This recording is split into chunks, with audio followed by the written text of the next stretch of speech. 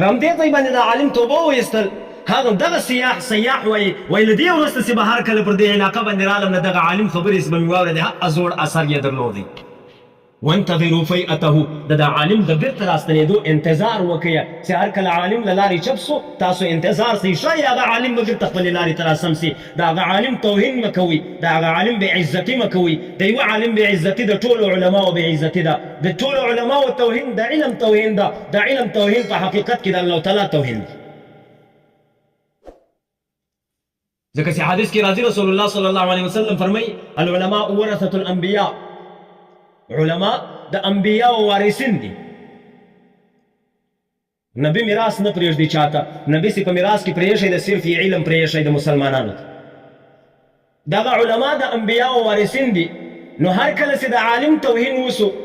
هغه عالم چونکې شاګرد د نبی دی، د نبی توهین وسلو، د نبی توهین چې وسو، نبی چونکې شاګرد د جبرائیل علیه السلام ده، د جبرائیل علیه السلام توهین وسلو. چې د جبرائیل علیه السلام توهین وسو، هغه جبرائیل علیه السلام په حقیقت کې د الله تعالی شاګرد ده. توهین په حقیقت کې د الله تعالی وسو. د دیوبند اکثر علما پر دې خوا باندې تللي دي، وایي د عالم توهین کفر ده، انسان له ایمانه باسي و کفر ده.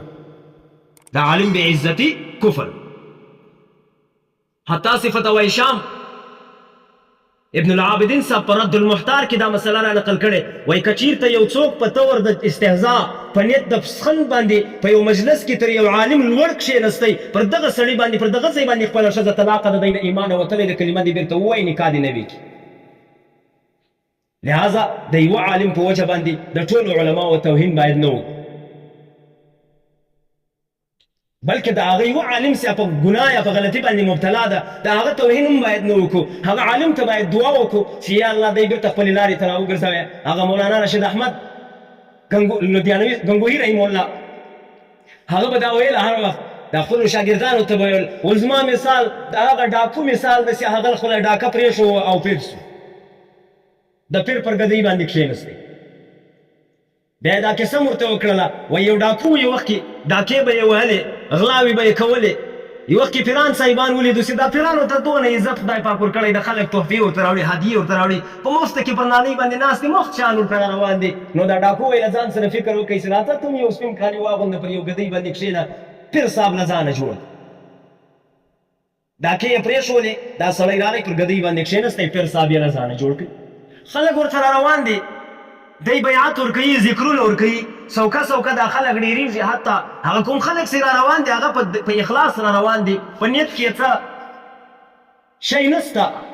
په خلاص نیت باندې را روان دي. هغو ته الله تعالی رتبې ورکړي، دا ذکر دونه پر مخ بوتلو، دا وظیفو دونه پر مخ بوتلو چې هغو ته کشف حاصل سلو، هغو ته د انسانانو حالات معلومېدو. یو وخت کې څو کسان سره ناست دي، دا مریدان یې. نو یې وویل چې تی راسئ موږ او تاسو ته خپله رتبه را معلومه ده چې پر کوم ځای باندې یو. تی راځئ موږ او تاسو خپل شیخ دا پیر صاحب یې معلوم کړو، مراقبه وکړو، دی یې وارې راکش کړو چې دی پر کوم حالت باندې ده، د ده کومه رتبه ده. ټولو چې مراقبه وکړله د شیخ صاحب یوه رتبه نسته، نه معلومېږي ګر سره په رتبو کې. یوه غږ وکړئ وایي شیخ صاحب لږ چې ډېر لوړ ختلی ده په رتبو کې، زموږ او ستاسو تر اوس تېره ده چې د ده رتبې ته رسېږو، د ده رتبه پیدا کړو. نو لاړو خپل شیخ ته خپل پیر ته، دا په حقیقت کې چې ډاکو ده، دغه ته کښېنستو چې حضرت موږ خو ډېر وکتل په تا پسې، خو ستا رتبه مې نه کړه پیدا، ستا رتبه دې کښې ډېره لوړه ده. د دا پیر چې په حقیقت کې ډاکو ده، د په سترګو کې اوښکې رالی، خپل حقیقت یې ټول ورته ظاهر کوي چې زما حقیقت دغه ده، زه ډاکو یم، ډاکو وم، دا ما په دې خاطر باندې دا دنده شروع کړې ده چې څه پیسې پیدا کړمه، په ډاکه ولې اچومه چې خلکو ته تکلیف ورسوم، راسه پر ځای باندې کښېنه، خلک په خپل طبیعت روپۍ ته راوړو. دا شاګردان یې راولاړ شو، ټولو په اتفاق باندې دعا ورته وکړه، ولې یا الله زموږ شیخ پر غلطه لار باندې روان ده، ته ده ته هدایت وکړې، سمې لارې ته یې سم کړې او دی وبخښې. مولانا رشید احمد کنگوهی رحم الله لیکلی وای هغه شیخ ولو چې بیا الله تعالی د ته هدایت وکړ، بیا دی ډیر غټ عظیم انسان ځینې جوړ سو لسره یې علم شروع کوي بیرته عالم ځینې جوړ سلو هغه کومې چې غلطې لارې وې دندې وې هغه ټولې ځینې پاته سولې وانتظروا فیئته دا حدیث چې کوم رسول الله صلی الله علیه وسلم ویلی ده چې تاسو انتظار وکړئ د دا انسان د عالم د بیرته راستنېدو دا هسې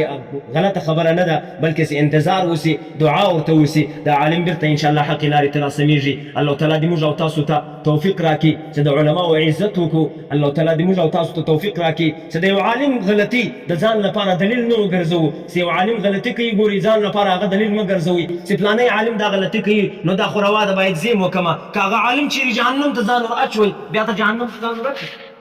نو خو نه وراچي یو هم نه وراچي عالم که چېرته په خپل لاس باندې په خپله ځان مړ کوئ یو سړی هم ځان نه مړ کوي خودکشي نه کوي ځکه چې خپل ځان هر چاته محبوب ده لهذا که عالم غلطي کوله هغه غلطي باید ما او تا نه کړو ریپیټ د هغې غلطۍ باید ما او تا تکرار نه وکړو هغه غلطۍ باید ما او تا نه کړو عملي که یو عالم غلطي کوي بل چاته باید د هغه عالم غلطي خپل دلیل نه وګرځوو چې هغه عالم دا کار کوي نو زه دا کار کومه که یو عالم غلطي کوي د هغه لپاره باید ما او تا دعا وکړو چې یا الله دا عالم ستا د دین حامل ده ستا دین یې پر خپل اوږو راخستی ده ستا د دین بوج وړونکی ده دغه ته هدایت وکړې نیکې لارې ته یې بېرته سم کې زما او ستا دعا که چېرته قبوله سوله خو فبها ونعمت که نه سوه قبوله هم الله تعالی دوه ثواب راکوي یو د مطلق دعا ثواب راکوي یو د خیرخواهي ثواب راکوي او که چېرته دغه عالم پر غلطه لار باندې روان ولو ما او تا باید د توهین او بېعزتي نه وکړو بلکې د ده عزت بیا هم پر ما او تا باندې فرض او پر راواجب داسې ما او تا د استاد عالم تعظیم او عزت وکړو ځکه چې عالم ته الله تعالی علم ورکړی ده د علم په وجه یې رتبه لوړه ده لکه الله جل شانو چې په قرآن کې فرمایي چې که مور و پلار مشرکین دي